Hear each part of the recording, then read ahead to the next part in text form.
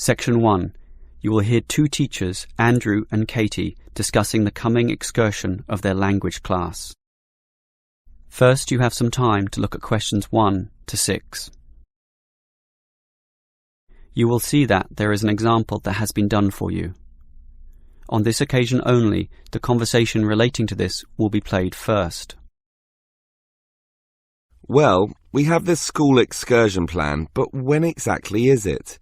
Is it this Tuesday or Wednesday? Well, it can't be Tuesday with the English tests taking place. Ah, right, not Tuesday but Wednesday. That's right, all day Wednesday, taking a bus outside the city. The excursion is on Wednesday, so Wednesday has been written in the space. Now we shall begin. You should answer the questions as you listen, because you will not hear the recording a second time. Listen carefully and answer questions 1 to 6. Well, we have this school excursion planned, but when exactly is it? Is it this Tuesday or Wednesday? Well, it can't be Tuesday with the English tests taking place. Ah, right, not Tuesday but Wednesday. That's right, all day Wednesday, taking a bus outside the city. And where are we going? Last month we went to Arthur Island, so this time we're going to the animal park. Arthur Island was okay, but it was too cold. Let's hope the weather for this week's excursion is better. I don't suppose animals care about bad weather, but I certainly do. Have you heard the forecast? Yes, and it's not too bad. Basically, they're saying Monday will be sunny. Good. But then the weather will change. Not so good. Yes. Tuesday we'll have some showers, but by Wednesday, the day of our excursion, it will be, well, their words are cold and cloudy. Cold and cloudy. Well, as long as it isn't wet and rainy, I'm happy enough. We won't need umbrellas, just warm clothing. And what time will we get there? Let's see, the bus picks us up at 8:30 a.m. and then it's an hour and a half on the road, so we arrive at 10 a.m. Sorry, with the 15-minute break, that will actually be 10:15 a.m. That's early enough. Then all our students can see the animals, have their fun, and do whatever they want to do. Well, one fun event planned that day is Birds of Prey. What's that? That's when they bring out several birds of prey, eagles, falcons, kites, those sorts of birds, and throw pieces of meat into the air, and the birds swoop down and eat them. It's quite impressive. Sounds great. Birds of prey. Are there any other activities? There's a catered lunch at the park restaurant. We've already paid for that. And in the afternoon there's... Well, I had a choice between the reptile display and the koala handling. In the reptile display, the students can handle live pythons and various other snakes. Surely they'd rather hold koalas. I'm sure, but the koalas can't be handled unless the weather's sunny, and given the forecast, I thought it better to choose the reptile display. That's a shame. These Asian students would love the koala handling. Yes, I know, but we can't control the weather. And then we get back. What time will that be? We leave the park at 4:30, but then we face traffic, so we won't get back until well after 6 p.m. It will most likely be 6:30, but that's better than the last trip. We didn't get home until 8:30 that time. Yes, that was a bit too late, wasn't it? Before you hear the rest of the conversation, you have some time to look at questions 7 to 10. Now listen and answer questions 7 to 10. Andrew, I understand you've been doing some research regarding the breakdown by nationality of our student body. That must have produced some interesting results. You're right. I got some statistics from head office. I would imagine that most of our students are either Japanese or Chinese. You imagine right. But it's the Chinese who constitute the majority, but only just. I had thought Koreans might be second, but it's actually the Japanese, quite close behind. It's somewhat surprising, but obviously all those study tours that our university markets in Japan are bringing in students. What's the breakdown exactly? Japanese are a quarter of the whole, which is considerable. Last year they were only 16%, so that market has grown nicely. The only other proportions of some weight are the Indonesians and Koreans, about the same. Indonesians at 15% and the Koreans are a little higher, not like last year when they were less than 10%. I thought we'd have more Indonesians than Koreans. Well, as I said, they're about the same. Just like the Saudi and Thai student numbers, almost the same also, both just under 10. Which one is bigger? Thai students number just a fraction more.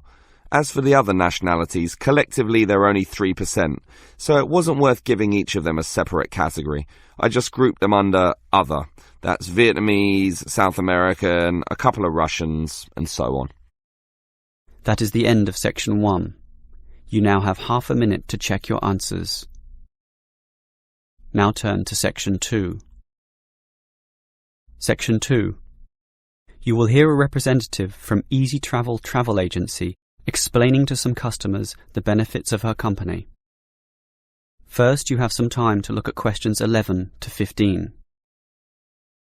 Now listen carefully and answer questions 11 to 15. Hello everyone. Now you're here because you're interested in travel, right? And you're in the right place. For at Easy Travel we have the best deals for the best locations. We specialise in eco-travel, or holidays designed to get you amongst nature, ignoring the hustle and bustle of big cities.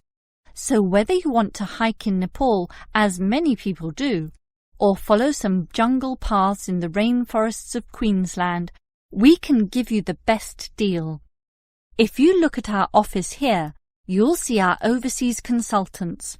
That's for trips overseas, obviously, to Europe, to North America, but primarily for the Asian market, which is generally more popular in this part of the world. Most people like that touch of the Orient, right? But they also like the domestic market, since this country offers its fair share of beautiful natural vistas. What about the deserts, anyone? What about some striking red rock gorges? Then talk to our domestic consultants who can arrange anything you want. But they deal with the accounts in the morning, so you'll need to talk to them in the afternoon. And remember, our office doesn't open at night, sorry to say. Now, around the outskirts and outer regions of this city, there are many beautiful places that you might not be aware of, and the advantages of these regional locations are many. Mostly by being closer, some of them can be done in a day tour. Yes, it's fast and convenient with none of those long-haul bus trips which often leave you cramped and uncomfortable and stuffing heavy suitcases into luggage racks. But I should tell you about our buses, those that are needed for the somewhat more distant holiday destinations. They definitely do not suffer from those problems I just mentioned. We use the services of the famous Sleek Line Company, whose buses are known as the very best. Yes, they are big, yes, they are comfortable, but what makes them especially different is the personal attendant who accompanies the driver, ready and willing to serve you and ensure that your trip is the very best. So whether it's overseas or local, we can certainly give you what you want. Now, do you have any questions? Before you hear the rest of the talk, you have some time to look at questions 16 to 20. Now listen and answer questions 16 to 20. Right, let me orient you to our main Easy Travel office here. On this table right beside us are travel magazines for you to browse through, and on the wall next to that are many more for all parts of the world. Our 4 travel consultants sit over there on the other side of that long counter. That's right, 4 of them, side by side, all serving various regions. Now, let me tell you their specific functions. Firstly, the consultant on the left, next to the plant, is the local tours consultant, serving tours in the immediate vicinity of this city. Next to her is what we call regional tours, targeting the statewide options. Next to her is the interstate tours, and that can involve either buses or planes. In the former case, utilising the Sleek Line bus service, as you know. And finally, next to her in the corner is General Inquiries, which is self-explanatory. If you have questions of a general nature, rather than one relating to specific destinations, you can go there. Now, as I said, we can do international tours, and for that you need our big office, just through that door, the one between those two plants. However, if your international tour is in the Asian region, which is generally our most popular option, then we deal with that in a separate room, the one opposite international tours, but not the corner one. Just go through that door on the left, the one next to that cupboard. The door next to that is, in fact, our general office, so please don't go through there. That's reserved for staff members only. That is the end of section 2. You now have half a minute to check your answers. Now turn to section 3. Section 3. You will hear two students, Sam and Liz, discussing their university orientation program. First, you have some time to look at questions 21 to 24. Now listen carefully and answer questions 21 to 24. Hi Liz, how do you feel about starting university here? A little bit nervous, but I'm confident I can handle it. This orientation program seems like it will help us a lot. Sure. I'm looking at the timetable here myself. It seems that there are choices available. I can see. So, what are you going to do Monday afternoon? In the morning we all have the opening lecture, but it looks like we have a choice later that day, as you said. Well, the careers lecture might be helpful, but I am interested in the uni tour. It's probably too early to be thinking of careers now anyway, and I want to know what's what at this new university, so I'm doing the tour. All right, I'll come along with you. Might learn something interesting. After all, we haven't seen much of this place yet, and we will be spending 4 years here. Tuesday is another full day too. In the afternoon there's a lecture about study skills, but that morning offers another choice. Library tour or student union induction? What do you think? I think the student union is very important, but we can go there any time, right? So we should take advantage of the library tour while it's being offered. Maybe the week after, you and I can go to the student union. Library it is then. Now, Wednesday has a free session in the morning, but after lunch there's a choice between visiting the computer lab or attending a lecture on our legal rights. Well, law and rights are important, but computers are the basis of everything these days, so I'm going to the computer lab. Don't you think knowing our legal rights is equally, if not more important? We live in a very litigious and complex society now. Sure, but it's something we can pick up later, so let's leave that one out. OK. Let me see the timetable. Thursday is a free day, and the week winds up with some celebrations on Friday afternoon. It looks like a fun choice too. There's either a barbecue on the main lawn or the dance. I never pass up the chance to eat something. What about you? If I can get a free meal, I'll take it any day, and I'm not good at dancing anyway. Well, that's that decided, right? Right. Before you hear the rest of the conversation, you have some time to look at questions 25 to 30. Now listen and answer questions 25 to 30. Guess what, Liz? There's another interesting thing in this orientation booklet, and it looks important, about a style guide. What's that? Take a look yourself. It seems to be a set of rules regarding how to present written work, essays and that sort of thing to the lecturers. They want a uniform style of presentation. I can see, so everything we hand in must have a header and a footer. A what? A header and a footer. The footer is at the bottom of the page and the header is at the very top. That's why they call it a header, you know, that little bit of writing giving details about the work. And they also want the word count. Why do they need that? I guess because the lecturers will specify the number of words they want for their assignment, and they want to be sure students follow this. And even the heading on the page has to be a specific dimension, 16 points and bold print and underlined. And subheadings are 14 points, and the font has to be Arial for everything.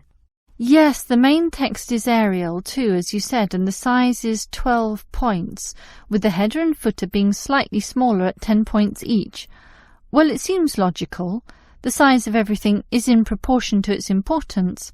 But why do they need the spacing of the main text to be 1.5? The header and footer are different. They're only single-spaced. Probably to allow the teacher to insert comments or corrections, or just to make it all more readable, I suppose. And we need wide margins on the left, right, top and bottom, probably for the same reason. Lots of space to allow the addition of comments. That's a bit scary, actually. It seems to assume we will be making mistakes. And look what they want in the header and footer. The header has the name of the work. Not the name of the teacher? No, the work, but surely the teacher's name must go somewhere. Ah, here it is. It goes in the footer. OK, I'd say this is all logical. If a page is lost, say falls to the floor, then with all this information it can always be traced back to the teacher involved. Right. As you say, all very logical. That is the end of section 3. You now have half a minute to check your answers. Now turn to section 4. Section 4. You will hear a lecturer discussing public parks. First, you have some time to look at questions 31 to 34. Now listen carefully and answer questions 31 to 34.